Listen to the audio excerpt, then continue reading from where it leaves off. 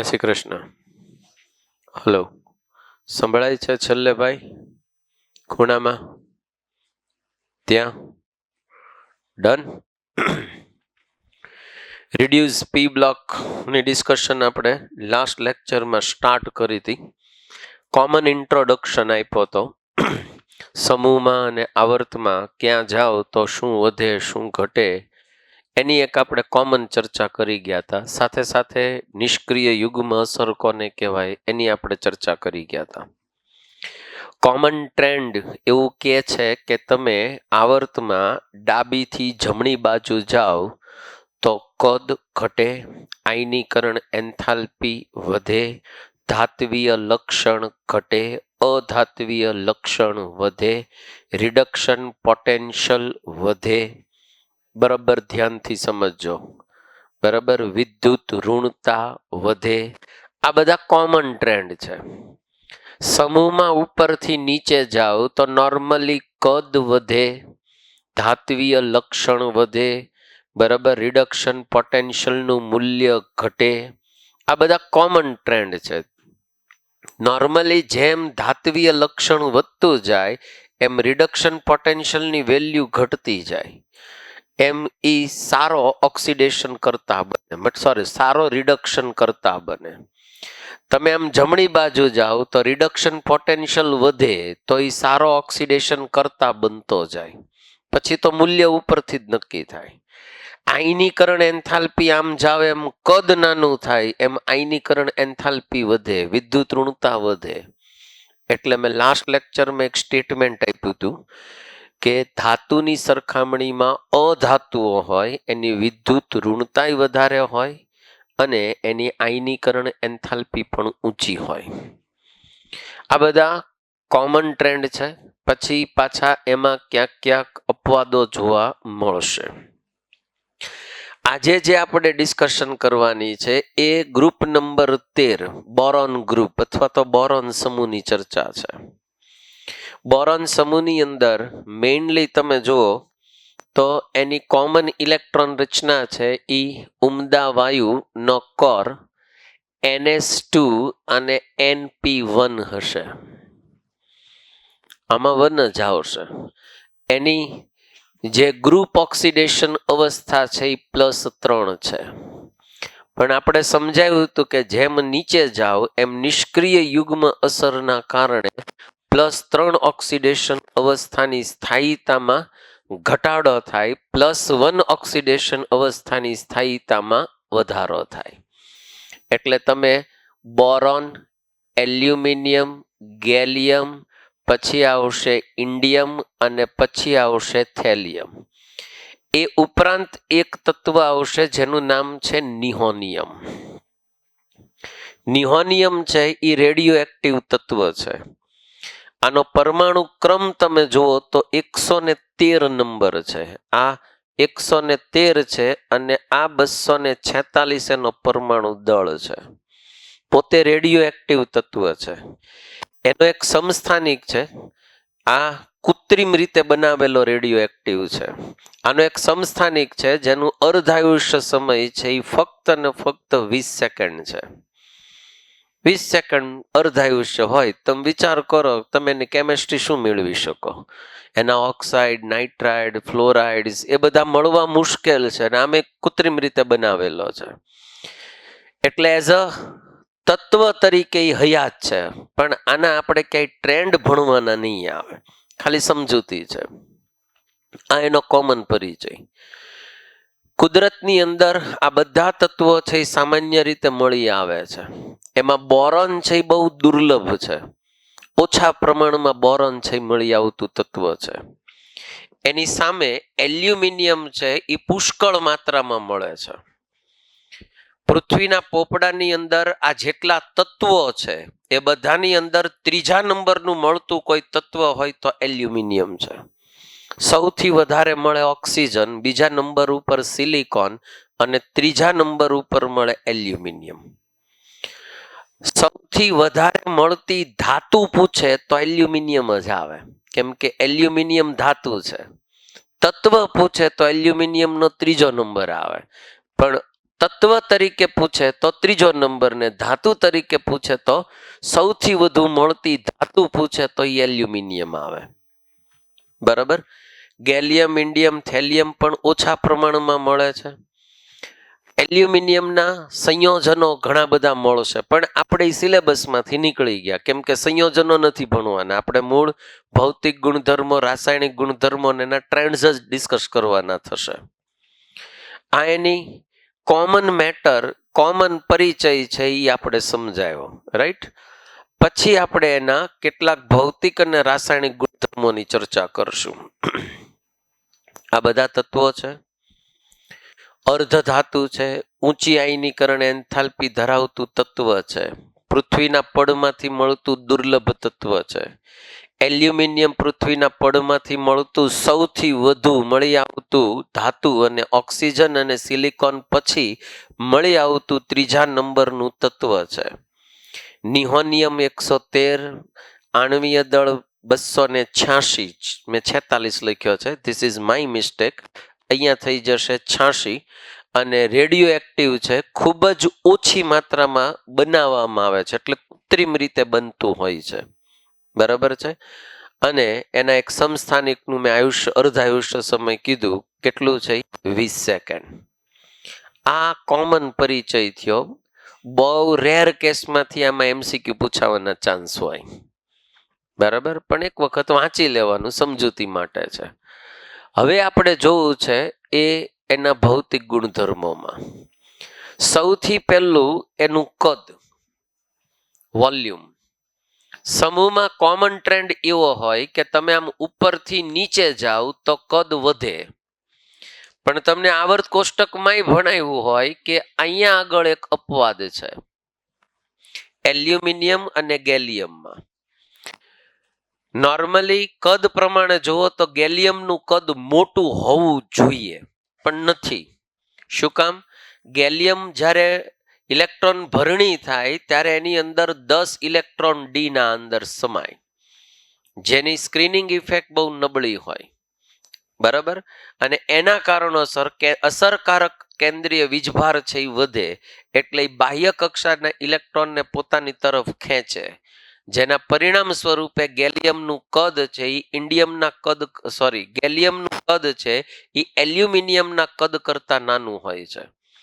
એટલે કદમાં એક અપવાદ છે કે એલ્યુમિનિયમ અહીંયા આવશે, ગેલિયમ ઉપર આવશે, એટલે નાનું કદ, એનાથી મોટું કદ ગેલિયમ, એનાથી મોટું કદ એલ્યુમિનિયમ, આમ ક્રમશઃ કદ વધતું જાય છે. ખાલી એક અપવાદ અહીંયા છે. કદમાં ફેરફાર હોય તો ત્રિજ્યામાં સીધી વાત છે, ફેરફાર હોવાનો જ તે. બરાબર, એટલે એક અહીંયા અપવાદ છે. પછી આવશે આયનીકરણ એન્થાલ્પી. નોર્મલ ટ્રેન્ડ એવું કે છે કે સમૂહમાં ઉપરથી નીચે જાઓ તો કદ વધે તો આયનીકરણ એન્થાલ્પી ઘટે, પણ એની અંદર પણ અપવાદ છે. બોરોન છે એ સૌથી નાના કદનું છે, એટલે એની આયનીકરણ એન્થાલ્પી ખૂબ ઊંચી છે, પણ એના પછી નંબર એલ્યુમિનિયમનો નથી આવતો. એના પછી નંબર આવે છે સીધો થેલિયમનો. એટલે એનો ક્રમ તમે જુઓ તો બોરોન, બોરોન પછી એનાથી ઓછી આયનીકરણ એન્થાલ્પી હોય તો કોની? થેલિયમ. પછી આવશે સીધો ક્રમ ગેલિયમ, એલ્યુમિનિયમ અને લાસ્ટમાં આવશે ઇન્ડિયમ. આ પ્રમાણેનું કદ છે તમને જોવા મળે. બોરોનનું આયનીકરણ એન્થાલ્પી સૌથી વધારે, પછી થેલિયમ, પછી ગેલિયમ, એલ્યુમિનિયમ અને ઇન્ડિયમ. આ ક્રમ છે તમને આયનીકરણ એન્થાલ્પીનો હોય. પ્રથમ, દ્વિતીય અને તૃતીય આયનીકરણ એન્થાલ્પી જુઓ તો એ તો નોર્મલ ટ્રેન્ડ છે બધામાં. તૃતીય સૌથી વધુ હોય, બીજી એના કરતા ઓછી હોય, અને પહેલી આયનીકરણ એન્થાલ્પી આ ત્રણેય કરતા સૌથી ઓછી હોય. રાઈટ. પછી ઓર્ડર આવશે વિદ્યુત ઋણતાનો. યાદ એટલું રાખજો મિત્રો કે એલ્યુમિનિયમ એના સમૂહમાં સૌથી વધારે વિદ્યુત ધનમય તત્વ છે. શું કીધું? એલ્યુમિનિયમ એના સમૂહમાં સૌથી વધારે વિદ્યુત ધનમય તત્વ છે, એટલે વિદ્યુત ઋણતા એની સૌથી ઓછી છે. તમે વિદ્યુત ઋણતાનો ક્રમ જુઓ તો 2, 1.5, 1.6, 1.7 અને 1.8 આ પાવલિંગ માપક્રમ છે. એટલે સૌથી વધારે કોની છે? બોરોન. પછી કોણ આવશે? થેલિયમ. હલો, પછી ઇન્ડિયમ, પછી ગેલિયમ, અને સૌથી ઓછી વિદ્યુત ઋણતા કોની છે? એલ્યુમિનિયમની. જો બરાબર ધ્યાનથી સમજજો, આગળ ઉપર તમને હેલ્પ કરશે. તમે હમણાં આયનીકરણ એન્થાલ્પીનો ઓર્ડર જોયો, એમાં એલ્યુમિનિયમની આયનીકરણ એન્થાલ્પી કેવી છે? ઓછી છે. જો હોવી જોઈએ એના કરતા કેવી છે? ઓછી છે. એકચ્યુઅલી એનો નંબર અહીંયા આવવો જોઈએ, એઝ પર રૂલ, નિયમ પ્રમાણેનો નંબર અહીંયા આવવો જોઈએ, પણ ક્યાં આવે છે? અહીંયા. મતલબ હોય એના કરતા એની આયનીકરણ એન્થાલ્પી ઓછી છે. વિદ્યુત ઋણતાના ઓર્ડરમાં એનો નંબર બીજો આવવો જોઈએ, સેકન્ડ નંબરની વિદ્યુત ઋણતા હોવી જોઈએ, પણ એના કરતા કેવી છે? ઓછી. એ કારણોસર એલ્યુમિનિયમ છે એ સરળતાથી આયોનિક બંધ બનાવતું હોય છે. આયોનિક બંધ બનાવવામાં સરળતા હશે ને, આગળ ઉપર ચર્ચા કરીશું. બરાબર. આ બે વસ્તુ ધ્યાનથી સમજજો. એક, વિદ્યુત ઋણતા તમે ચેક કરો. સૌથી પહેલા બોરોન, પછી કોણ આવશે?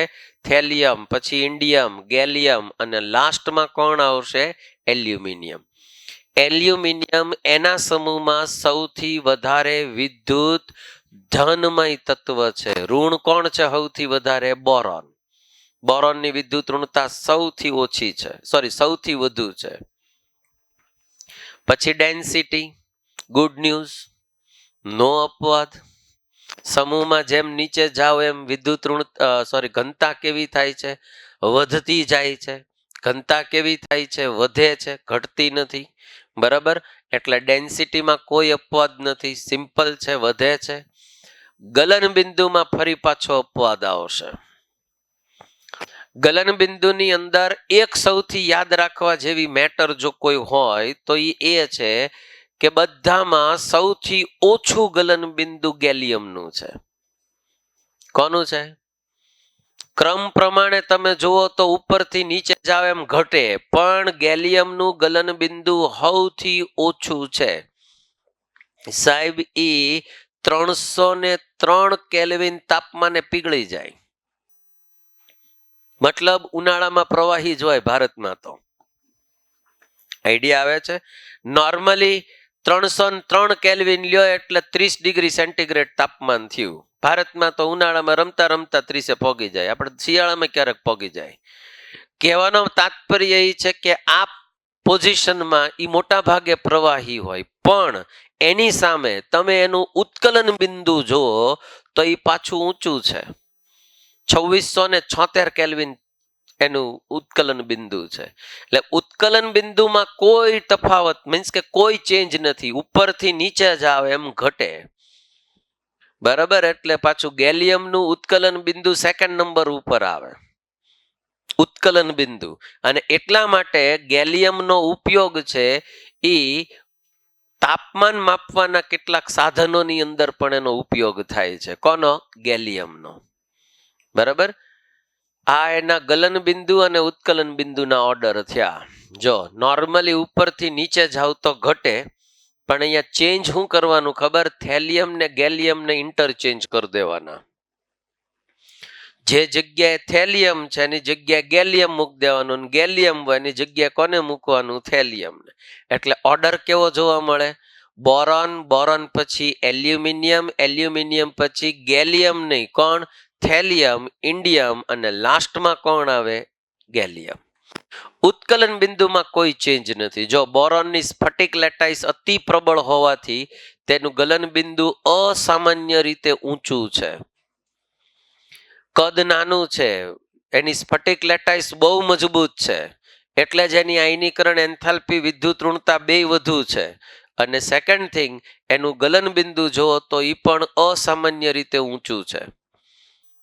એટલા માટે જે મજબૂત કાચ બનાવવાના હોય ને એમાં બોરોનનો ઉપયોગ થતો હોય. મજબૂત કાચ બનાવવાના હોય, તમે બોરોસિલની ટેસ્ટ ટ્યુબ યુઝ કરતા હશો, ટેસ્ટ ટ્યુબ યુઝ કરો છો ને, એની અંદર એનો ઉપયોગ થાય. આ બધાની અંદર એની જરૂરિયાત હોય. બોરોનની સ્ફટિક લેટાઈસ અતિ પ્રબળ હોવાથી તેનું ગલન બિંદુ અસામાન્ય રીતે ઊંચું છે, જ્યારે ગેલિયમનું ગલન બિંદુ 303 કેલ્વિન ગલન બિંદુ. ઉત્કલન બિંદુ જોવો તો 2676 કેલ્વિન છે. ઉત્કલન બિંદુમાં કોઈ અપવાદ નથી. સમૂહમાં નીચે જાવ તો સીધી વાત છે, ઘટે છે. પછી સમૂહમાં નીચે જાવ તો ધાત્વીય લક્ષણ કેવું થાય? વધે. તો રિડક્શન પોટેન્શિયલની કિંમત કેવી થાય? ઘટે. ધાત્વીય લક્ષણ વધે તો રિડક્શન પોટેન્શિયલની કિંમત કેવી થાય? ઘટે. તો રિડક્શન પોટેન્શિયલ તમે જુઓ તો બોરોન થી થેલિયમ સુધી જાઓ તો રિડક્શન પોટેન્શિયલની વેલ્યુ કેવી થાય? ઘટે. એમાં ભી કોઈ અપવાદ નથી. બોલો, ટપ્પેશ પડે છે? આટલું ક્લિયર થયું? આ એના કોમન ભૌતિક ગુણધર્મો થયા. કયા કયા ભૌતિક ગુણધર્મો યાદ રખાય તમને રફલી કહી દઉં. પહેલું કદ, બરાબર, કદ ઉપરથી બધી ત્રિજ્યા. પછી આવે એનું આયનીકરણ એન્થાલ્પી, પછી આવે વિદ્યુત ઋણતા, પછી આવે ઘનતા, પછી આવે ગલન બિંદુ, પછી આવે ઉત્કલન બિંદુ અને એક આવશે એનો રિડક્શન પોટેન્શિયલ. આટલી મેટર છે એ નોર્મલી ભૌતિક ગુણધર્મોની અંદર હોય.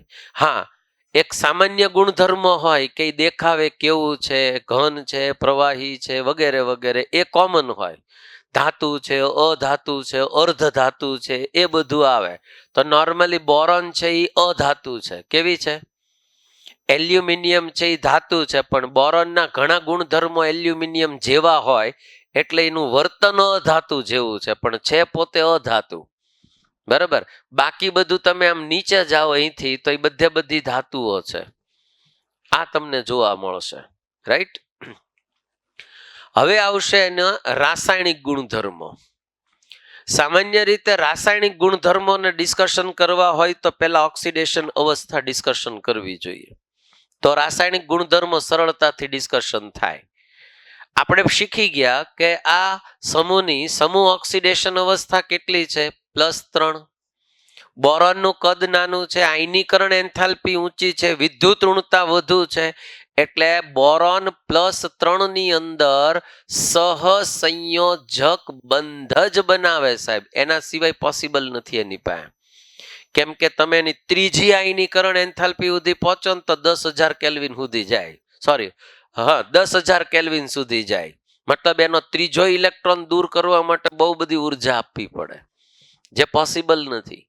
એટલા માટે બોરોન છે એ સહસંયોજક બંધ જ બનાવે છે. આયોનિક બંધ +3 ક્યારેય નથી બનાવતો. એલ્યુમિનિયમ મોટા ભાગે +3 માં જ સ્થાયી હોય.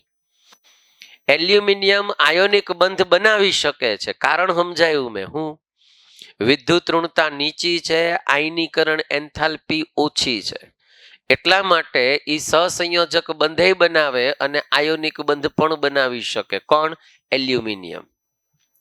નોર્મલી આપણે જોયું કે નિષ્ક્રિય યુગ્મ અસરના કારણે તમે +3 ઓક્સિડેશન અવસ્થા નીચે જાવ એમ એની સ્થાયીતા ઘટે અને +1 ની સ્થાયીતા વધે. જે +1 ની અંદર સંયોજનો હોય મોટા ભાગે આયોનિક સંયોજનો જ હોય.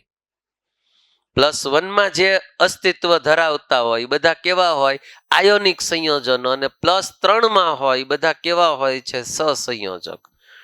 તમને +1 ની સ્થાયીતાનો ઓર્ડર પૂછે, 2-3 વખત પરીક્ષામાં પૂછાઈ ગયો, ગયા વર્ષે પૂછાઈ ગયો જેઈમાં. તો +1 ની સ્થાયીતાનો ક્રમ પૂછે તો સૌથી વધારે સ્થાયી +1 માં કોણ હોય? થેલિયમ. પછી કોણ હોય? ઇન્ડિયમ. પછી કોણ હોય? ગેલિયમ. પછી કોણ હોય? એલ્યુમિનિયમ. બોરોન આવે જ નહીં +1 માં. આ રેરમાં રેર આવે. આને ન બતાડો તો ચાલે. એ જ રીતે +3 ની સ્થાયીતામાં જુઓ તો સૌથી પહેલું કોણ આવે? બોરોન. પછી કોણ આવે? Aluminium, indium, gallium, indium. એ રીતનો જેનો ક્રમ આવશે. +3 ની સ્થાયીતાનો ઓર્ડર પૂછે તો સૌથી વધુ આ. +1 ની સ્થાયીતાનો ઓર્ડર પૂછે તો થેલિયમ છે તમને જોવા મળે. +1 વાળા મોસ્ટલી આયોનિક જ હોય, વધારે લક્ષણ આયોનિક જ હોય. અને +3 વાળા બધા કેવા હોય? સહસંયોજક. આટલું કોમન ક્લિયર કરો. રાઈટ?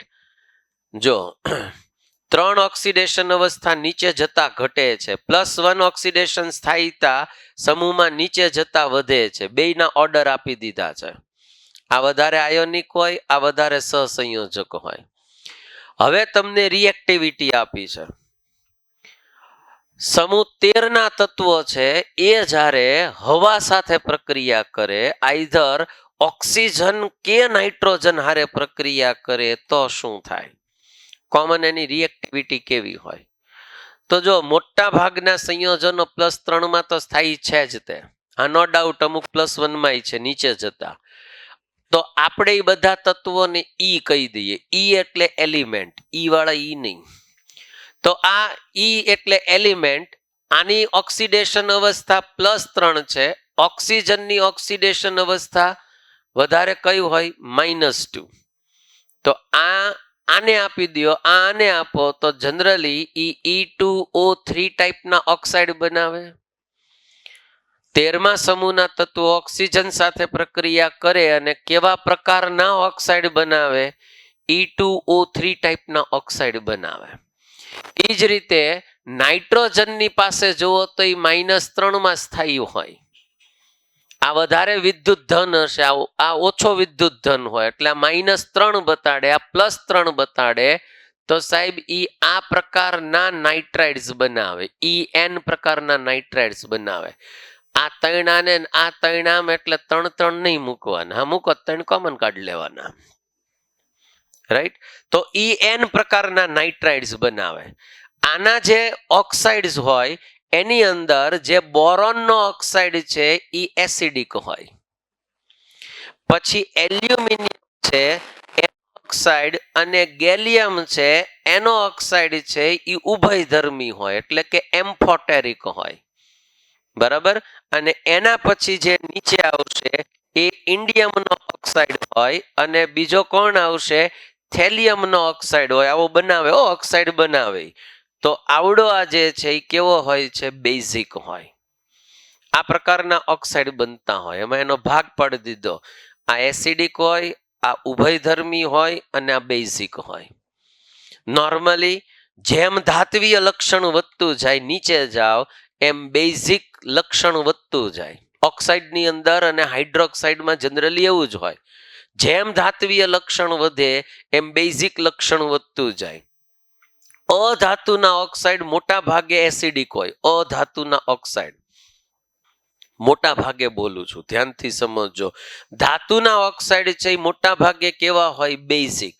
સિવાય કે આપણે ડીએફમાં ડિસ્કશન કરી હતી કે ઊંચી ઓક્સિડેશન અવસ્થા ધરાવતા ધાતુના ઓક્સાઇડ હોય તો એ પાછા એસિડિક હોય. જેમ કે મેંગેનીઝના ઓક્સાઇડ હતા, ક્રોમિયમના ઓક્સાઇડ હતા, એ બધા ઊંચી ઓક્સિડેશન અવસ્થામાં પાછા કેવા હતા? એસિડિક હતા. બેઝિક છે, ઉભયધર્મી છે અને આ એસિડિક છે, બેઝિક છે અને ઉભયધર્મી છે, રાઈટ. પછી આવશે હેલોજન્સ. તો નોર્મલી હેલોજનનો ઓક્સિડેશન આંક કેટલો હોય? -1. કોની સાથે જોડાય? જ્યારે 13મા સમૂહના તત્વો સાથે જોડાય તો એની કમ્પેરિઝનમાં હેલોજન વધારે વિદ્યુત ઋણ હોય, તો એ -1 માં જ હોય.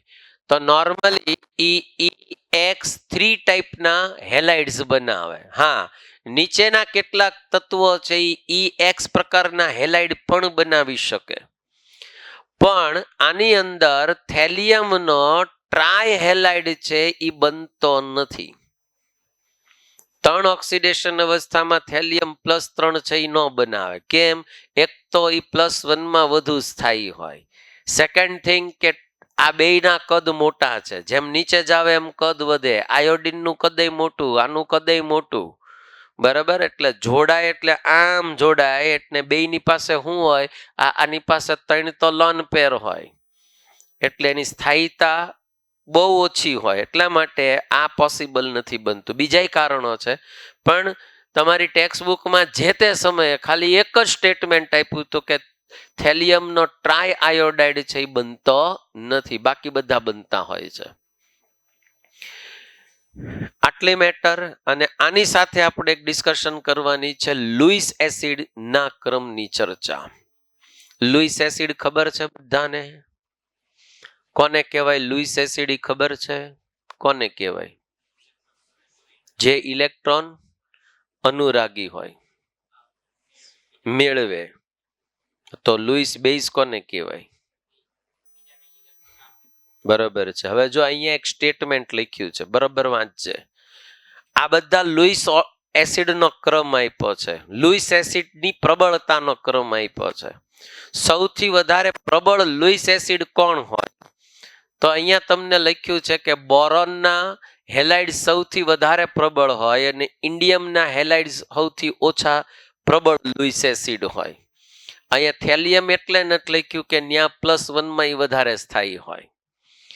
પાછો એક ક્રમ આવો આપ્યો છે કે બોરોનનો આયોડાઇડ છે એ લુઈસ એસિડ પ્રબળ હોય, બોરોનનો ફ્લોરાઇડ લુઈસ એસિડ નિર્બળ હોય. એની પાછળનું એક રીઝન છે બેક બોન્ડિંગ. નામ તો સુના હોગા, ભણ્યા હોગા. ક્યાં ભણ્યા હતા? ચેપ્ટર નંબર 4 માં. શું થાય બેક બોન્ડિંગમાં? Anybody else? ગપ્પુ મારવાની સહીઓ. તમારી ભાષામાં તમે કહી શકો છો. હા બેન કહો.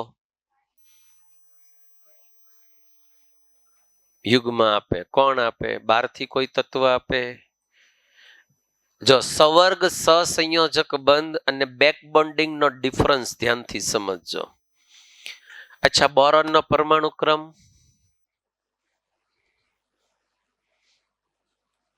પાંચ. એટલું બધું ક્યાં વિચારવાનું છે?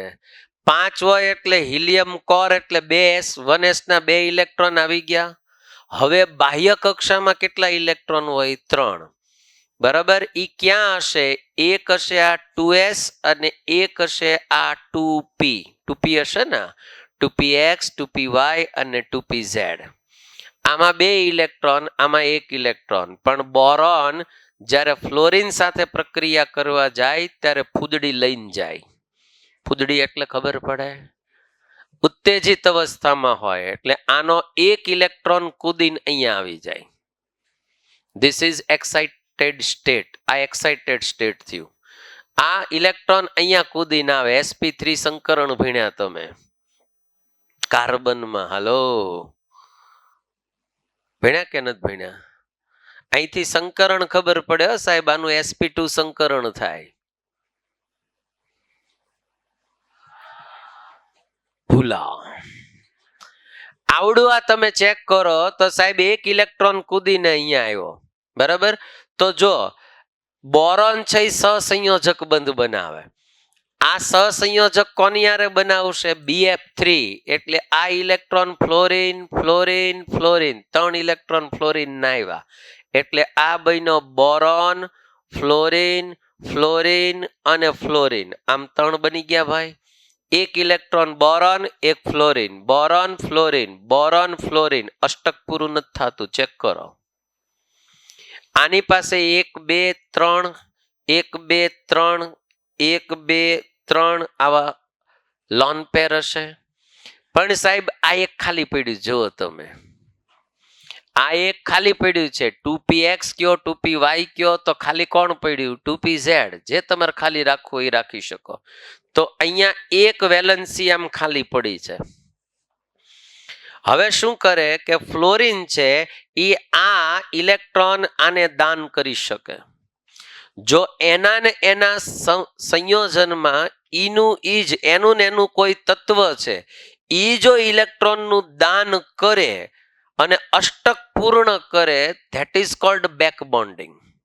પણ બહારથી માની લ્યો કે આને કોઈ ઇલેક્ટ્રોનનું દાન કર્યું અને અહીંયા દાન આને સ્વીકાર્યું, તો આને કહેવાય સવર્ગ સહસંયોજક. ડિફરન્સ ખબર પડે છે? તો અહીંયા બેક બોન્ડિંગ થાય. બેક બોન્ડિંગ એટલે શું થાય કે આ ઇલેક્ટ્રોન અહીંયા આવી જાય, એક અહીંયા આવે ને એક અહીંયા આવે. હવે જેવો એક એક ઇલેક્ટ્રોન ફ્લોરિન દાન કરે સાહેબ, એટલે આનું અષ્ટક પૂરું થઈ ગયું. જુઓ સાહેબ, જેના અષ્ટક પૂરા થઈ જાય, લુઈસ એસિડ કે લુઈસ બેઝ એકેય ન હોય. અષ્ટક પૂરું થઈ ગયું અને વધારાનો ઇલેક્ટ્રોનનું દાન તો કરીએ કેમ છે નહીં. તો આ કેવો હશે? લુઈસ એસિડ હતો પણ ફ્લોરિને દાન કરીને આના ઇલેક્ટ્રોન, આ બે ઇલેક્ટ્રોન કોના હશે સાહેબ? ફ્લોરિનના હશે. જુઓ તમે અહીંયા. તો અહીંયા આગળ અષ્ટક પૂરું થયું એટલે લુઈસ એસિડ કેવો થઈ ગયો? નિર્બળ લુઈસ એસિડ થઈ ગયો. એટલે હવે શું થાય ખબર? તમે BF3 બંધારણ જુઓ તો એ કંઈક આવું હોય, જો પાર્શિયલી પાઈ બોન્ડ દેખાતો હોય તમને, અને ડ્યુ ટુ બેક બોન્ડિંગ આ સાઇઝ છે એ ઘટી જાય. જે બોરોન અને ફ્લોરિન વચ્ચેની બંધ લંબાઈ હોવી જોઈએ એના કરતા એ બંધ લંબાઈ ઘટે. કેમ?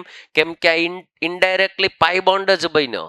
પણ એવું ન હોય કે આ ફ્લોરિન જ દાન કરે, આ તૈયાર હોય ને આ તૈયાર હોય, એટલે બધા જ એવી રીતના બોન્ડ બનતા હોય, એટલે પાર્શિયલી બોન્ડ બનતો હોય, જેમ રેઝોનન્સ થતું હોય એની જેમ. એના કારણે બંધ લંબાઈ ઘટે, બંધની ઉર્જા વધે. કોના કારણે? બેક બોન્ડિંગ કારણે. તો પ્રશ્ન એ પણ થાય કે હે સાહેબ, અહીંયા ફ્લોરિનની જગ્યાએ ક્લોરિન હોય તો એ બેક બોન્ડિંગ તો કરી શકે ને, બ્રોમિન હોય તો એ બેક બોન્ડિંગ તો કરી શકે ને, આયોડિન હોય તો એ બેક બોન્ડિંગ તો કરી શકે ને, એની પાસે તો ઇલેક્ટ્રોન તો પડ્યા જ છે, એ શું કામ ન લે? એક્ઝેક્ટલી. પણ જે અહીંયા બેક બોન્ડિંગ થાય BF3 માં એ 2p બેક બોન્ડિંગ હોય. 2p પાઈ પણ બોલી શકો એને. અહીંયા 2p બેક બોન્ડિંગ હોય. તમે BCl3 માં જુઓ તો 2p 3p બેક બોન્ડિંગ હોય. હવે સાહેબ આ બેની ઉર્જા સમાન હોય, કેમ કે બે 2p ના જ ઇલેક્ટ્રોન છે. ફ્લોરિન પાસે 2p ઇલેક્ટ્રોન છે. બોરોનની ખાલી પડેલી જે કક્ષક છે એ 2p છે. ઉર્જા કેવી છે? સમાન. તો જે ઓવરલેપિંગ થશે એ બેસ્ટ ઓવરલેપિંગ હોય. That means what? કે આનું બેક બોન્ડિંગ મજબૂત હોય, એની સામે આનું બેક બોન્ડિંગ નિર્બળ હોય. એની નીચે જાવ તો બેક બોન્ડિંગ હાવ નિર્બળ હોય, અને છેલ્લે થાય જ નહીં બેક બોન્ડિંગ, કેમ કે ઉર્જાનો તફાવત અને કદ બેયમાં બહુ ડિફરન્સ હોય. એટલે BI3 તમે જુઓ તો એમાં ઓલમોસ્ટ બેક બોન્ડિંગ ન હોય, એટલે એનું અષ્ટક કોઈ દી પૂરું થાય નહીં. એટલા માટે એ કેવો હોય? પ્રબળ લુઈસ એસિડ એના ગ્રુપમાં. ધ્યાનથી સમજજો. જ્યારે BF3 એના ગ્રુપમાં કેવો હોય? નિર્બળ લુઈસ એસિડ હોય. ટપ્પેશ પડ્યો? This is called back bonding. આને બેક બોન્ડિંગ કહેવાય. આમાં બેક બોન્ડિંગમાં ચેન્જ આવશે. આમાં 2p 3p 2p 4p અને બને જ નહીં, ઓલમોસ્ટ નો બને. આઈડિયા આવે છે? આ રીતના એનું બંધારણ હોય ને એટલા કારણે આના પ્રશ્નો કેટલી વાર પરીક્ષામાં પૂછાઈ ગયા છે. લુઈસ એસિડનો સાચો ક્રમ આપો. બોરોનમાં જ પૂછ્યું, BF3 BCl3 અને આવડો આ ક્રમ, બે ક્રમ પૂછ્યા છે ને, બરાબર? એટલે એ ધ્યાન રાખજો. પછી આવશે કે સાહેબ આ બધા લુઈસ એસિડ છે. કેવા છે આ બધા? Louis acid. એ કારણોસર એલ્યુમિનિયમ જે છે, ધ્યાનથી સમજો, એક પોઈન્ટ આને લખ્યો નથી, જે તે સમયે આવતો અમે ભણાવશું, ડિસ્કશન કરીશું. આની અંદર AlCl3 છે એ નોર્મલી નેચરમાં આ ફોર્મની અંદર ન પડ્યો હોય. એ જનરલી Al2Cl6 એટલે આને બોલાય ડાયમર, દ્વિઅણુના સ્વરૂપમાં પડ્યો હોય. શું કામ હોય? તો જો આ Al Cl Cl Cl અને પ્લસ Al Cl L વિયોગ્ય ઉપર, અહીંયા થઈ ગયું Cl Cl અને આ Cl, આ ત્રણ આમ બે જણા જોડાય અને normally Al Cl Cl Cl અને આ થઈ ગયો Cl. અહીંયા Al Cl Cl અને આ થઈ ગયો Cl. સમજાણું કે ન સમજાણું? આ કયો બોન્ડ હશે? સવર્ગ. કયો હશે? સવર્ગ. આ ખાલી જ હોય ને, હમણાં દોયરુતી ખાલી જ હોય. જો અહીંયા તમે એક્સાઇટેડ થાય એટલે આવડો આ Cl છે, પણ sir this is not back bonding. કેમ? આ AlCl3 માંથી Cl આપ્યું છે, ધ્યાનથી સમજજો. એટલે મેં અહીંયા તીર દોર્યું. હલો, હા, આના નાના Cl આપ્યું હોત તો બેક બોન્ડિંગ થાય. નોર્મલી સાંભળજો, આ AlCl3 એ આ ડાયમરના સ્વરૂપમાં હોય. એ કેસમાં જો આને તમે પાણીમાં નાખો તો Al Cl+3 અને Cl-1 છૂટા પડે, તો આ આયોનિક બની જાય. એ સર એવું કેમ? અચ્છા, Al ને 3 ઇલેક્ટ્રોન ગુમાવવા હોય તો ઉર્જાની જરૂર પડે. 3 ઇલેક્ટ્રોન એને ગુમાવવા હોય તો એ 3 ઇલેક્ટ્રોન ગુમાવી દે તો L+3 બને કે ન બને? અને Cl માઇનસ ઇલેક્ટ્રોન મેળવે તો એને -3 Cl એક ઇલેક્ટ્રોન મેળવે. પણ જો AlCl3 કીધું હોય સાહેબ તો આ સહસંયોજક જ હોય. આ ઘન અવસ્થામાં કે હોય તો આને પાણીમાં નાખો તો આ આયોનિક થઈ જાય. હે, એવું કેમ? પાણીમાં નાખો ક્ષારને તો કઈ ઉર્જા ઉત્પન્ન થાય? જલીયકરણ. કઈ થાય?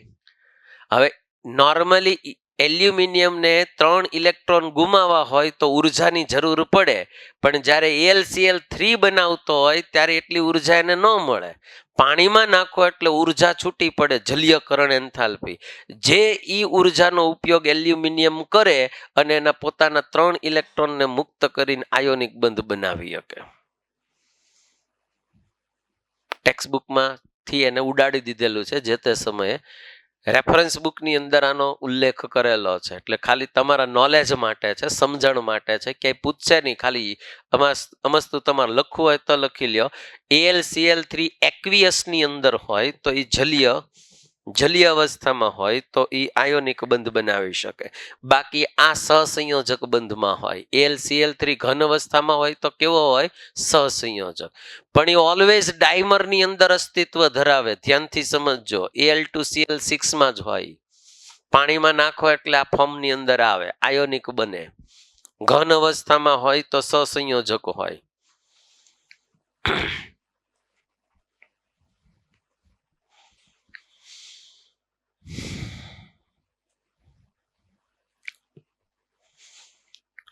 બધા લુઈસ એસિડ છે સાહેબ. માની લો કે AlCl3 હોય તો એ લુઈસ એસિડ છે. ફોર એક્ઝામ્પલ બોરોનનો ટ્રાઇક્લોરાઇડ હોય તો એ લુઈસ એસિડ છે. તો આ શું કરે? NH3 હારે બંધ બનાવી શકે. એટલે તમે આમ બંધ બનાવો ને, બોરોન ક્લોરીન ક્લોરીન, પછી એક ક્લોરીન અહીંયા લ્યો તો ઉપર અહીંયા NH3 જોડાય, આવું સંયોજન બને. તો આ લુઈસ બેઝ હોય, આ લુઈસ એસિડ હોય. આવી રીતના સંયોજન બની શકે. પણ આ બંધ કયો હશે? સવર્ગ સહસંયોજક હોય. કયો હોય? આ સવર્ગ સહસંયોજક. બરાબર? આ તમને આપ્યું છે. જો આ સવર્ગ સહસંયોજક બંધ છે. આવડો આ સવર્ગ છે, આ સહસંયોજક છે. આ એના 2AlCl3 મોલિક્યુલ્સ આ ડાયમર બનાવ્યો. હલો. હવે એક આવશે હાઇડ્રાઇડ. મોડ્યુલનું છેલ્લું પાનું ખોલો. હાવ મોડ્યુલ બંધ કરીને છેલ્લું પાનું ખોલો. શું છે? હાવ આ મોડ્યુલ બંધ કરી દો. હાવ છેલ્લું પાનું કેવું છે? કોરું છે. એટલે લખવાનું છે એમાં એમ. કેમ કે હાઇડ્રાઇડ અમે આપ્યો નથી. હું લખાવું એમ લખો. 13મા સમૂહના તત્વો એટલે ઈ. 13મા સમૂહના તત્વો જ્યારે હાઇડ્રોજન સાથે પ્રક્રિયા કરે એટલે EH3 પ્રકારના હાઇડ્રાઇડ્સ બનાવે. હાઇડ્રાઇડ્સ બનાવે.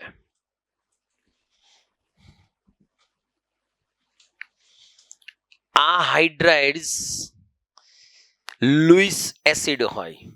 કેવા હોય? લુઈસ એસિડ અથવા ઇલેક્ટ્રોનની ઉણપવાળા હોય.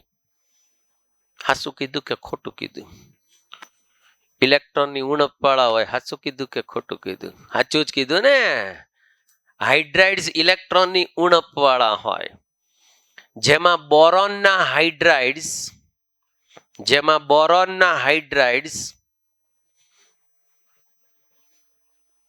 અને કેટલાક ગેલિયમના હાઇડ્રાઇડ્સ પોલિમરિક બંધારણ દર્શાવે. પોલિમરિક બંધારણ દર્શાવે.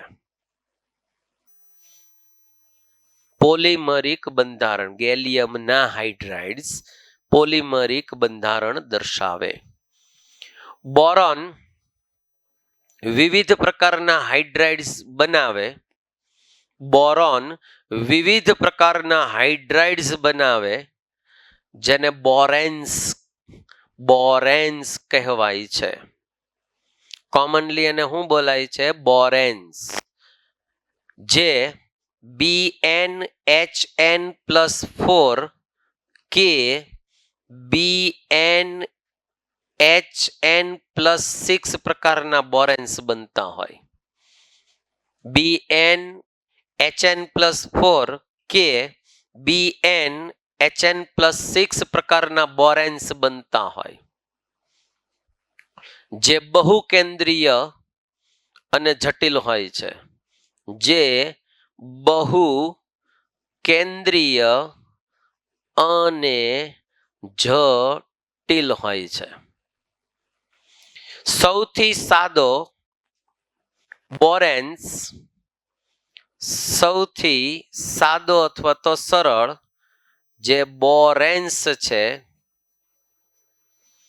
એ છે B2H6 ડાયબોરેન. સૌથી સાદો બોરેન્સ છે B2H6 ડાયબોરેન કહેવાય. શીખવાડ્યો છે? હા, બનાના બોન્ડ શીખવાડ્યું હતું. Diborane is the simplest boranes. Diborane છે આ, જો ધ્યાનથી સમજજો. બોરોન જે છે એની સંયોજકતા 3 છે, એટલે હાઇડ્રોજન હાઇડ્રોજન હાઇડ્રોજન. ક્યારેય BH3 માં અસ્તિત્વ ન હોય. બોરોનનો હાઇડ્રાઇડ છે એ BH3 માં કોઈ દી અસ્તિત્વ ન હોય, B2H6 માં હોય. તો આ બોરોન, આ હાઇડ્રોજન હાઇડ્રોજન અને હાઇડ્રોજન, જો આ બોરોનની 3 સંયોજકતા પૂરી થઈ ગઈ. આ બેને શેનાથી જોડવાનું? ગુંદર પટ્ટીથી. મેં સમજાવ્યો હશે કદાચ. આની અંદર બનાના બોન્ડિંગ બને. કેવો બોન્ડ બને? બનાના બોન્ડ બને. શીખવો છે બનાના બોન્ડ કે આવડે છે? સિલેબસમાંથી નીકળી ગયો છે. સમજૂતી જોતી હોય તો આપું, ખાલી સમજાવવા માટે. અચ્છા, બોરોન માટે જાઓ તો બોરોનની હમણાં મેં એક્સાઇટેડ સ્ટેટ બતાડી હતી, જુઓ તમે. એક ખાલી પડી હતી, યાદ છે? તો જોજો, ધ્યાનથી સમજજો. આવડું આ બોરોનની એક સંયોજકતા, આ બીજી, આવડી આ ત્રીજી અને આવડી આ ચોથી. સમજાણું કે નહીં? આ ખબર પડી કે ન પડી? આ 4 દોરી ખબર પડી કે ન પડી? બોરોન પાસે મહત્તમ સંયોજકતા 4 હોય. બોરોન સિવાયના જેટલા એના સમૂહના તત્વો છે એની મહત્તમ સંયોજકતા 6 છે. કારણ કે બોરોન પાસે ડી કક્ષક નથી, જ્યારે બાકી બધા પાસે ડી કક્ષક છે. એલ્યુમિનિયમ પાસે છે? છે, ખાલી છે. છે પણ કેવી છે? ખાલી છે. તો કહેવાય તો ખરી જ ને. પૈસા છે પણ બેંકમાં છે, આપણા નહીં, કોકના. આપણા જ કહેવાય. ગાડી લઈ લીધી તો કે આ લીધી જ છે, શોરૂમમાં જ પડી છે, બસ લેવા જાવ એટલી જ વાર છે, એ કે આપણી જ છે. આ બોરોન છે, એની સંયોજકતા 4 કેમ બતાડી ખબર પડી? 2s ની 1 અને 2p ની 3, ટોટલ કેટલી થઈ? 4. એક્સાઇટ થાય એટલે કૂદકો મારી ન્યા આવે. તો જો આ એક ઇલેક્ટ્રોન, આ બીજો ઇલેક્ટ્રોન, આ ત્રીજો ઇલેક્ટ્રોન અને આ ચોથી ખાલી પડી. જો ઇલેક્ટ્રોન નથી, ચેક કરો. બરાબર. હવે જ્યારે લોકો લાલ પેન રાખીશ થોડીક હોય તો હાઇડ્રોજન એની સાથે જોડાય ત્યારે એક હાઇડ્રોજનનો વનેસ આની હારે જોડાય. જો આ હાઇડ્રોજન જોડાઈ ગયો. હાઇડ્રોજન હજી અહીંયા જોડીશ, વાર લાગશે. આ એક બોરોન થયું. હવે તમે અહીંયા ચેક કરો, આ બીજો બોરોન થયો. 1, આ 2, આ થઈ ગઈ 3 અને આ થઈ ગઈ 4. આમાં એક ઇલેક્ટ્રોન આપવાનો, અહીંયા નહીં આપવાનો. 1, 2, 3 ઇલેક્ટ્રોન બોરોનના થઈ ગયા. એક હાઇડ્રોજન અહીંયા જોડાણો, એક બીજો હાઇડ્રોજન અહીંયા જોડાણો. કેટલા હાઇડ્રોજન બાકી રહ્યા? 2 હાઇડ્રોજન. હાઇડ્રોજન એક આમ જોડાય, બેયની વચ્ચે આમ જોડાય. એક ખાલી પડ્યો હોય ન્યા આવે, આ ખાલી પડ્યું હોય ન્યા આવે. તો આ જે બોન્ડ બનવો જોઈએ એ બોન્ડ છે એ ખરેખર આમે હું કામ લાંબુ દોર્યું ખબર? કેમ કે આ બંધ લંબાઈ વધારે હોય આની. એટલે જ્યારે તમે બોન્ડ દોરો ત્યારે જનરલી આવું હોય, બોરોન, આ હાઇડ્રોજન, આમ કરીને આમ બોરોન, હાઇડ્રોજન અને આ આમ હોય. અહીંયા વચ્ચે એક જ હાઇડ્રોજન હોય, બેયની વચ્ચે ખાલી એક જ હાઇડ્રોજન હોય. એટલે બેયમાં એક એક ઇલેક્ટ્રોન, એક હાઇડ્રોજનનો ગણક બોરોનનો ગણ હોય, ત્રણ વચ્ચે બે ઇલેક્ટ્રોન હોય. અને એના કારણોસર આ બંધ જે છે એની લંબાઈ વધી જાય અને બંધની મજબૂતાઈ ઘટી જાય. એટલે બંધ આમ આમ આમ ઝૂલતો હોય ને એની જેવો બંધ દેખાય, આમ ઝૂલતો હોય એવો બંધ દેખાય. એટલે તમે આ બંધ જુઓ ને તો એ આવો બંધ બતાય, આમ કરી અને આ બંધ બતાય. The shape of bond is like banana.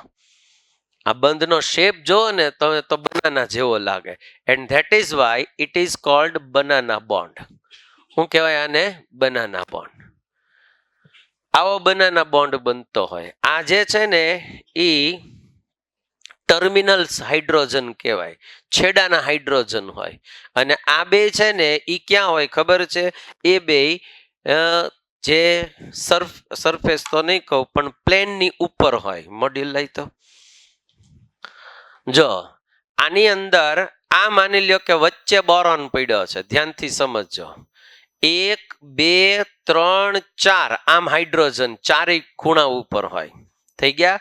અને બનાના બોન્ડ હોય એ એક આમ ઉપર હોય, એક આમ નીચે હોય સરફેસમાં. બનાના બોન્ડ કેમ બને? આમ એક આમ ઉપરથી બને અને એક આમ નીચેથી બને.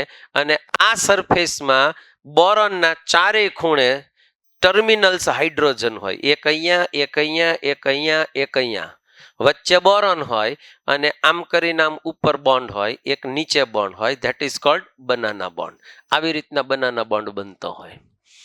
બનાના બોન્ડની લંબાઈ વધારે હોય અને મજબૂતાઈ સૌથી ઓછી હોય. બોન્ડ બને એમાં બનાના બોન્ડની લંબાઈ કેવી હોય? વધારે. કેમ કે આ શોર્ટ બોન્ડ હોય, એની સામે આ બંધની લંબાઈ વધારે હોય.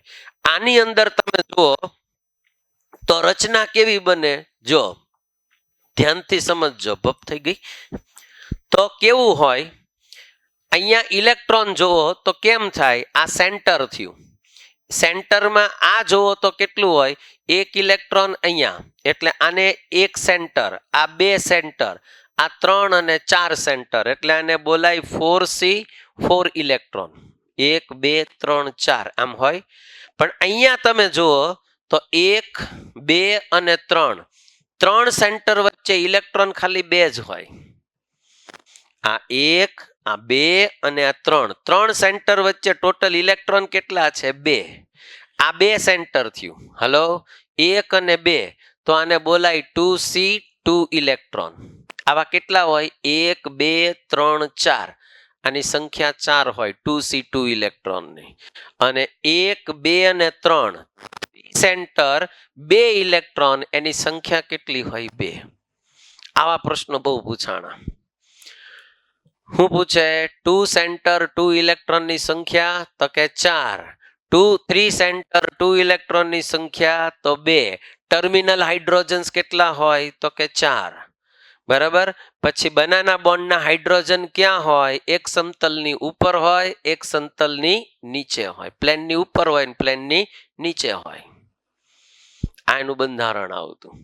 આ જે હોય ને આવડું આ સમતલ એ આવું હોય, આમ મળાઈ ગયેલું હોય, થોડુંક આમ હોય, આમ બનાવેલું હોય. આ બોરોન હોય, આમ હાઇડ્રોજન, આમ હાઇડ્રોજન, આમ હાઇડ્રોજન, આમ હોય. એક આમ ઉપર હોય, એક આમ નીચે હોય. ચોરસને આમ બે બાજુ ખેંચ્યું હોય ને એની જેમ હોય. ટપ્પો પડ્યો? હા કે ના? આ બધું સિલેબસમાંથી નીકળી ગયું છે, સમજૂતી માટે છે. આઈડિયા આવે છે? તમારા ક્લાસ પૂરતું હું કરાવું છું. આવું હું બધા ક્લાસમાં કહું છું, તમારા જ ક્લાસમાં.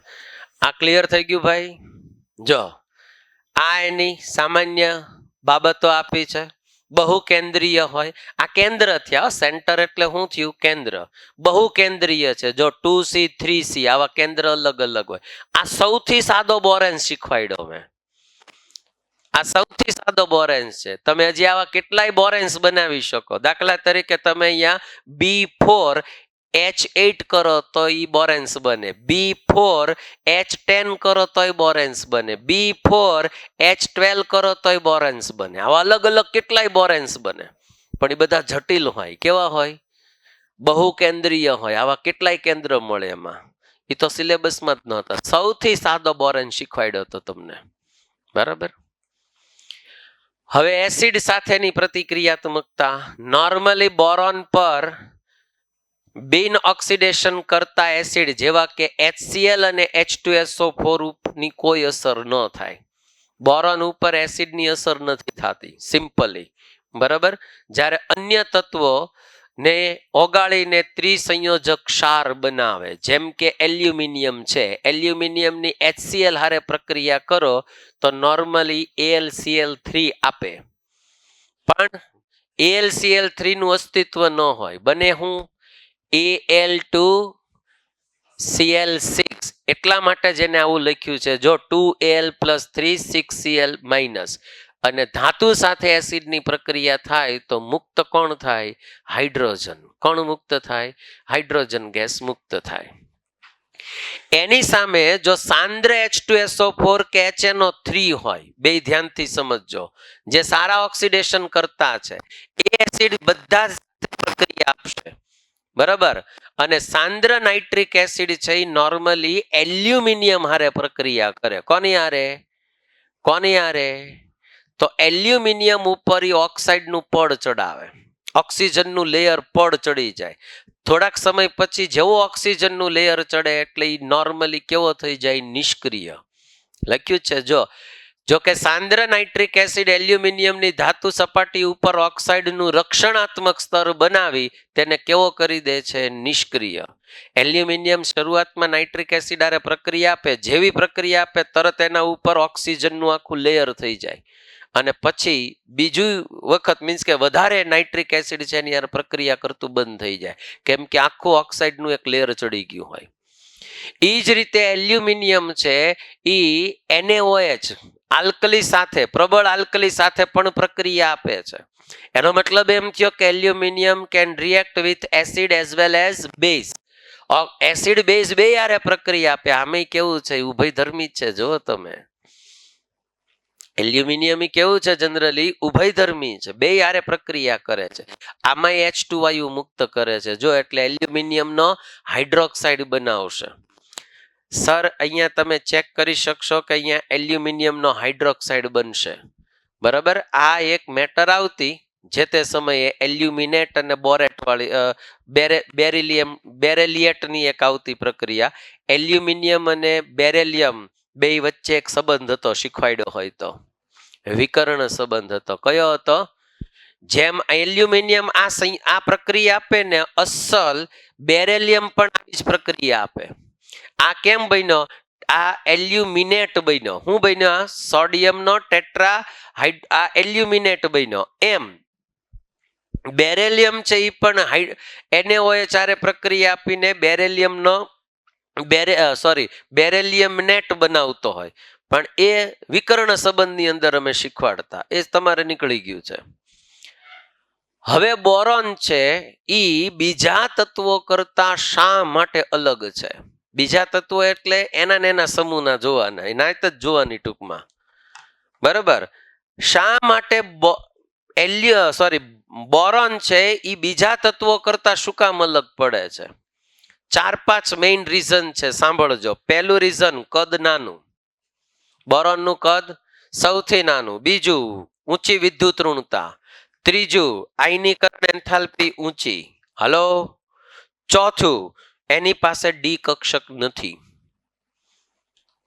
ડી કક્ષકની અપ્રાપ્યતા, મતલબ એની પાસે ડી કક્ષકની અવેલેબિલિટી નથી. એટલે મહત્તમ સંયોજકતા કેટલી હોય? 4.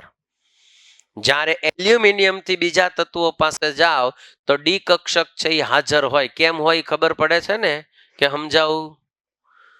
કેટલાને ખબર નથી પડતી ડી કક્ષક વાળી? તો સમજાવું.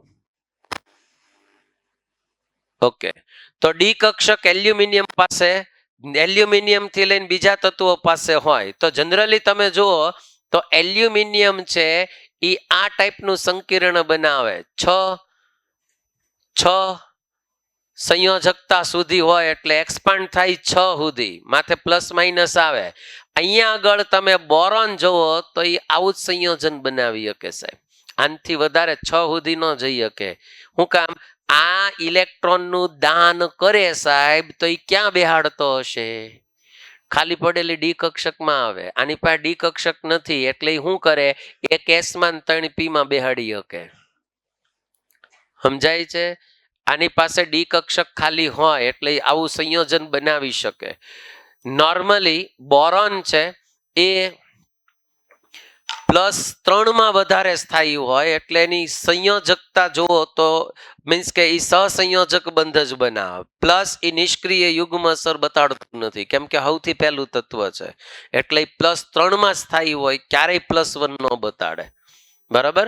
આ બધા એના કોમન લક્ષણો છે, એને આપ્યા છે. જો પ્રથમ સભ્ય બોરોન એલ્યુમિનિયમ અને સમૂહના અન્ય સભ્યોની તુલનામાં અનિયમિતતા વર્તણૂક દર્શાવે છે. એના કારણો નીચે છે. પહેલું, સરખામણીમાં સૌથી નાનું છે કદ અને ઊંચી આયનીકરણ ઉર્જા છે. સમૂહમાં સૌથી વિદ્યુત ઋણ વધારે છે. ડી કક્ષકની ગેરહાજરીના કારણે બોરોનની મહત્તમ સંયોજકતા 4, બાકીના તત્વોની 6. બોરોન +3 ઓક્સિડેશન અવસ્થા દર્શાવે છે જ્યારે અન્ય તત્વો +1 +3 બતાવી શકે. બોરોન હેલાઇડ મોનોમેરિક હોય છે. આ ખબર પડે? બોરોન હેલાઇડ મોનોમેરિક હોય છે. ભણ્યા જ કે મોનોમેરિક નામ આયા હે કहीं पे? વિચારીને આવજો. હાલો, એક દિવસનો ટાઈમ આપું, ચર્ચા કરશું. આવી ગયો ઓર ક્યાંક તો આવ્યું હશે, કાં તમારે આવર્તમાં એમાં આવ્યું હોય, ચેક કરજો. અન્ય તત્વોના હેલાઇડ ડાયમેરિક હોય છે. ન સમજાણું? હવે તો સમજાઈ જવું જોઈએ સાહેબ. એલ્યુમિનિયમ કેવો હતો? ડાયમર હતો, યાદ કરો. આ બધા કેવા હશે? મોનોમેરિક. મેરિક સમજાય છે? મોનો એટલે અને મર એટલે અણુ, મરવાનું નહીં. મર એટલે મોનોમેરિક એટલે એક અણુ વાળું હોય એવું. ડાયમેરિક એટલે 2 અણુ. પોલીમેરિક એટલે, હવે સમજાણું? બોરોન સંખ્યાબંધ બાષ્પશીલ હાઇડ્રાઇડ બનાવે છે. નંબર ઓફ વેરાયટીના હાઇડ્રાઇડ્સ કીધા હમણાં, BN HN+4 ઓર +6. આવા ઘણા બધા હાઇડ્રાઇડ બનાવે જે બધા ઇલેક્ટ્રોનની ઉણપ ધરાવતા સંયોજનો છે. અન્ય માત્ર એક જ પોલિમેરિક હાઇડ્રાઇડ બનાવે છે, થેલિયમનું હાઇડ્રાઇડ બનતું હોય. બરાબર? બોરોન ધાતુઓ સાથે જોડાય છે અને બોરાઇડ્સ બનાવે છે. શું બનાવે છે? બોરાઇડ્સ. હવે એ છે ને, તમે બોરેન્સ ભણો તો ખબર પડે. હું ભણો તો હવે આ બધા બોરાઇડ્સ કેમ બનાવે? જો સાંભળો, હું તમને કહી દઉં, તમે ઇનડાયરેક્ટલી ભણી ગયા, હું તમને યાદ કરાવું. તમે બોરેક્સ માંથી બોરેક્સ બીડ કસોટી કરી હતી? બોરેક્સ યાદ, હાલો મેં આપ્યું જ છે, પાછળ કહી દઉં તમને. જો આ બોરેક્સ થયો. કોણ થયા? મેં કીધું, આ શીખવાડ્યું છે. બોરેક્સ બીડ કસોટી યાદ કરો. શું હતું? Na2B4O7 10H2O. યાદ આવ્યું? વધારે ગરમ કરો તો 10 પાણીના અણુ નીકળી ગયા હતા. ઓર કીધું તું ફૂલે પતાસાની જેમ વર્ડ યુઝ કર્યો હતો. બહુ ગરમ કરો તો એ પ્રવાહી થઈ જાય, આવું કીધું તું. અને પછી ઠંડુ પડે એટલે એ મણકા જેવું પારદર્શક કાચ જેવું બને. એને આપણે શું કહેતા હતા? બોરેક્સ મણકો. હાલો, ન્યાય જ સમજાવું. જો આ એનું સાચું સૂત્ર આવું લખાય જનરલી. ઈ એક જ છે, બધા હરખા થઈ જાય, ચેક કરજો.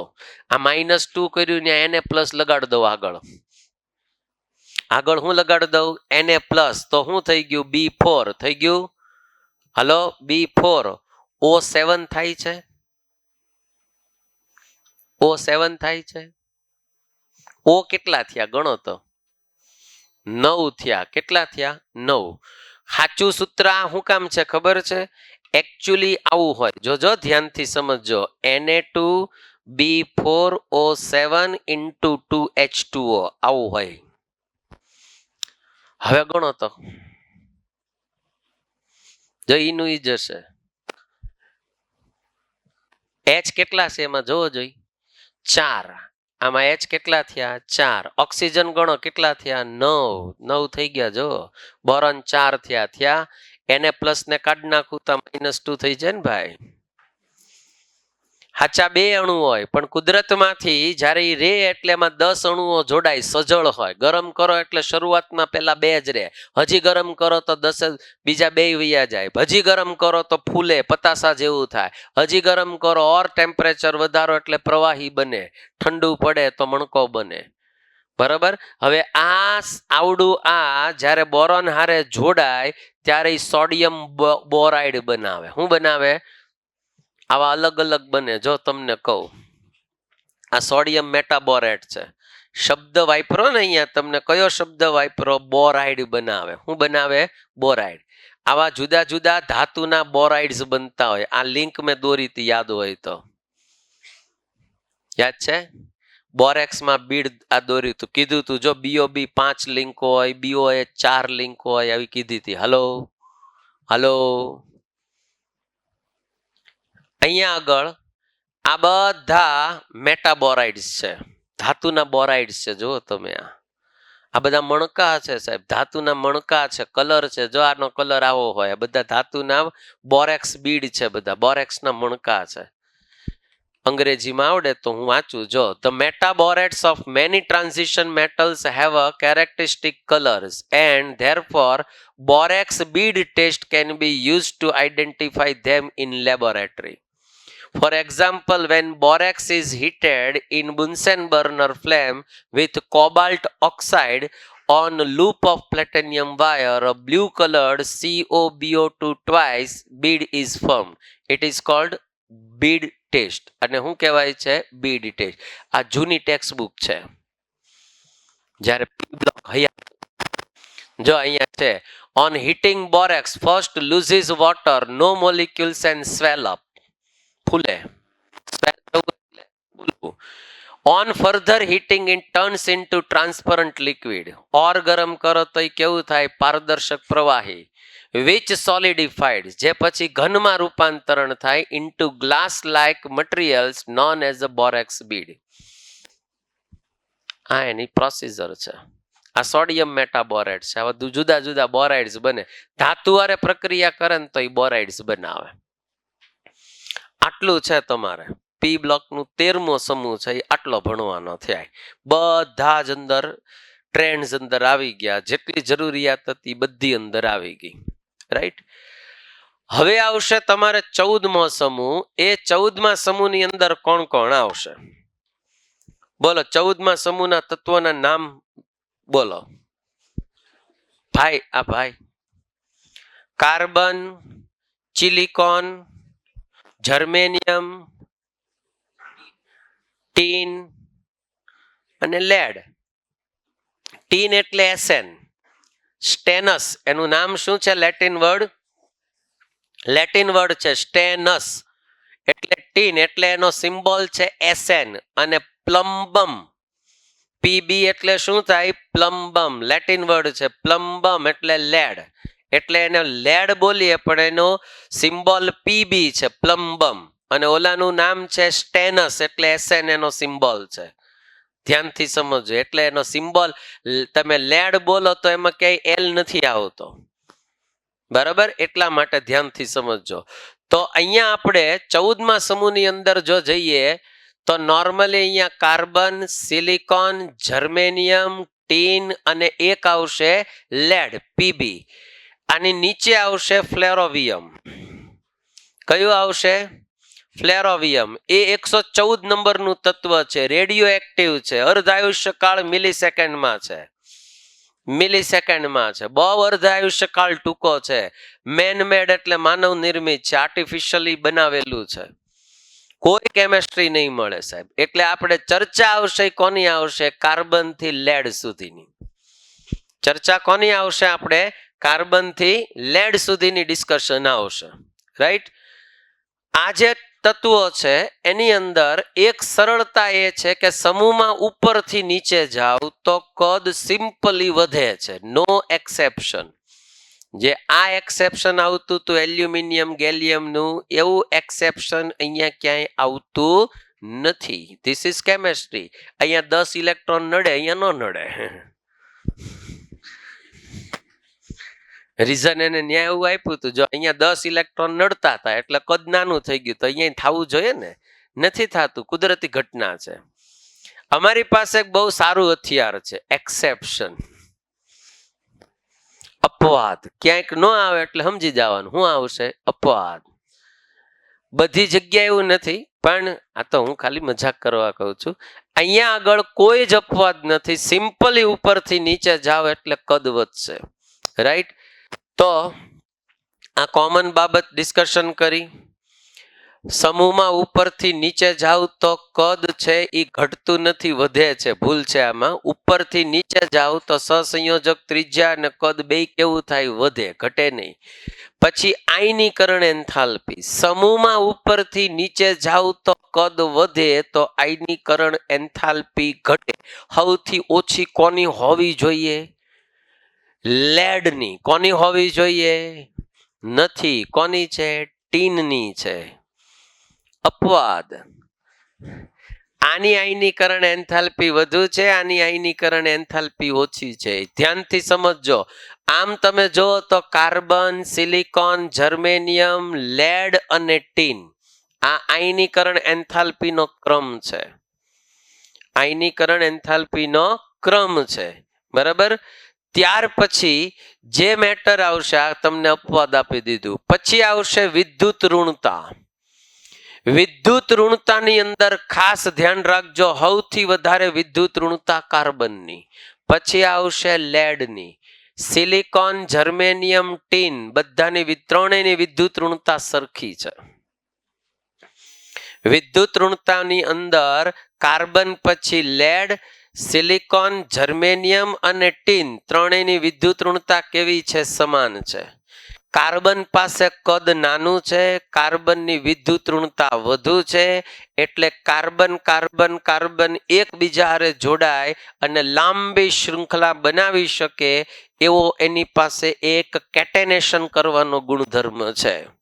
આગળ શીખવાડીશ કેવો ગુણધર્મ છે કેટેનેશનનો. ખબર પડે ને કેટેનેશન?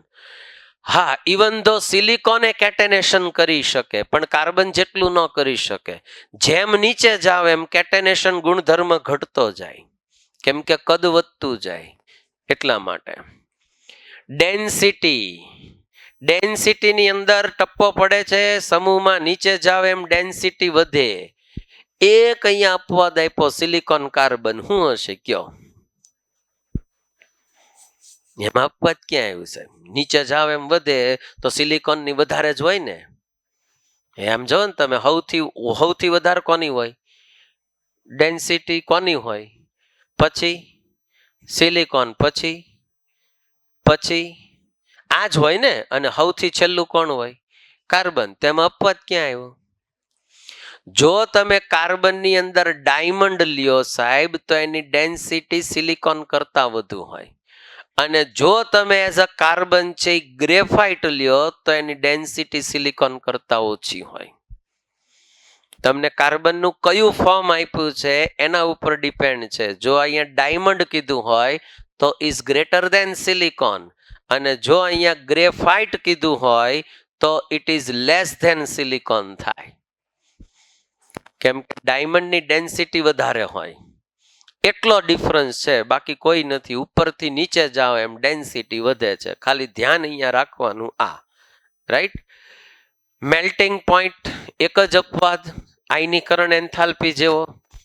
બરાબર? ઉપરથી નીચે જાઓ તો ગલન બિંદુ, ઉત્કલન બિંદુ બે ઘટે છે. હલો? તો સૌથી ઓછું કોનું હોવું જોઈએ? લેડનું. પણ સૌથી ઓછું કોનું છે? ટીનનું. ટીન પોચી ધાતુ છે, ટીન એકદમ નરમ ધાતુ છે, એટલા માટે નોર્મલી આ તમને જોવા મળે. પણ બોઇલિંગ પોઈન્ટમાં પાછો કોઈ અપવાદ નથી. 13મા સમૂહમાં નથી, 14મા સમૂહમાં નથી. ઉત્કલન બિંદુમાં 13મા સમૂહમાં અપવાદ નહોતો અને 14મા સમૂહમાં નથી. હા, ગલન બિંદુમાં બેયમાં એક એક અપવાદ છે. ઓલું ગેલિયમ વાળું યાદ કરો. હલો? અને આની અંદર ટીન અને લેડમાં ધ્યાન રાખવાનું. ગલન બિંદુમાં ટીનનું ઓછું અને લેડનું વધારે. ઉત્કલન બિંદુ એઝ ઇટ ઇઝ નંબર ઉપરથી નીચે આવો એમ ઘટે. પછી એના રાસાયણિક ગુણધર્મો છે. રાસાયણિક ગુણધર્મોની ચર્ચા એક નાનકડી કરી દઉં, પછી આપણે આગળ ઉપર જઈએ. નોર્મલી ઓક્સિડેશન અવસ્થા આપણે ડિસાઈડ કરીએ તો નોર્મલી એ બધાની ગ્રુપ ઓક્સિડેશન અવસ્થા +4 છે, સમૂહ ઓક્સિડેશન અવસ્થા +4 છે. પણ સમૂહમાં આમ નીચે જાઓ તો +2 ની સ્થાયીતા વધતી જાય. ખાસ કરીને ટીન અને લેડની અંદર +2 વધારે દેખાય. કાર્બન છે એ +4 બતાડે, સિલિકોન છે એ +4 બતાડે, રેર +2 બતાડે, ઓર નીચે જાવ તો જર્મેનિયમ +4 +2 બેય બતાડે, પણ વધારે સ્થાયીતા +4 માં હોય. એ જ રીતે ટીન અને લેડ છે એ +2 અને +4 બેય બતાડે. સૌથી વધારે સ્થાયીતા +2 માં લેડની હોય ટીન કરતા. મોટા ભાગના +4 વાળા જેટલા છે એ બધા છે એ સહસંયોજક હોય. કયા હોય? સહસંયોજક. અને +2 વાળા બધા કયા હોય? આયોનિક હોય. પણ SnF4 એન્ડ PbF4 છે એ આયોનિક હોય પાછા. આ 4 વાળા જો તમે, આ 4 વાળા છે જો તમે, એટલે આ આયોનિક બનતા હોય. બરાબર. એની સામે PbI4 છે એ બનતું ન હોય. કોણ નો બને? PbI4 લેડ નો ટેટ્રાહેલાઇડ્સ. એટલે PbI4 છે એનું અસ્તિત્વ ન હોય. હું કામ ન હોય હું હેલાઇડમાં શીખવાડીશ. 2s ઇલેક્ટ્રોન પાર્ટિસિપેશન કરવા ના પાડ દે પછી. હું કામ? એ આપણે ડિસ્કશન આવતા લેક્ચરે કરશું. બરાબર. જો +2 ઓક્સિડેશન અવસ્થાની સ્થાયીતા સમૂહમાં નીચે જતા વધે. સૌથી વધારે લેડ, ટીન અને જર્મેનિયમ. +2 ઓક્સિડેશન અવસ્થા વધુ આયોનિક હોય +4 કરતા. મેં એવું નથી કીધું +4 સહસંયોજક જ હોય, આમાં આ આયોનિક હોઈ શકે. +4 ઓક્સિડેશન અવસ્થાના સંયોજનો વધારે સહસંયોજક હોય. Sn પાસે +2 +4 બંને ઓક્સિડેશન અવસ્થામાં સ્થાયી હોય, પણ વધારે સ્થાયી +4 માં હોય. Sn+2 ઓક્સિડેશન અવસ્થા ધરાવે તો એ રિડક્શન કર્તા તરીકે વર્તે. સમજાણું?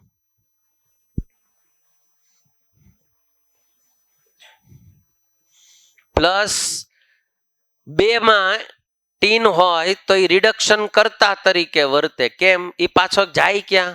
+4 માં. +4 માં જાય તો શું થાય? એનું ઓક્સિડેશન થાય. તો એ પોતે કોણ હોય? એની સામે Pb એ +4 ઓક્સિડેશન અવસ્થા કરતા +2 ઓક્સિડેશન અવસ્થામાં વધારે સ્થાયી હોય અને તે +4 ઓક્સિડેશન અવસ્થામાં ઓક્સિડેશન કરતા હોય, ઊંધું હોય. સીધી વાત છે ને. રિડક્શન કરતા અને ઓક્સિડેશન કરતા કોણ હોય એ તમને પૂછશે, ધ્યાનથી સમજજો. હવે એના ઓક્સાઇડ છે. ઓક્સાઇડ આપણે આવતા લેક્ચરે ડિસ્કશન કરશું. રાઈટ? અહીંયા સુધી રાખશું, નહીતર ભેગું થશે, બહુ વધી જશે. હોમવર્કમાં શું કરવાનું એ ખબર પડી ગઈ? આ જેટલું કરાયું એક સિમ્પલી એક વખત લખી નાખવાનું. જેટલા 13મો સમૂહ અને 14મો સમૂહ જ્યાં સુધી કરાયો છે ત્યાં સુધી બધું લાઈન ટુ લાઈન લખવાનું છે અને એને રિલેટેડ પાછળ MCQ આપ્યા છે એ સોલ્વ કરવાના છે. એક MCQ સોલ્વ કરજો ભાઈ.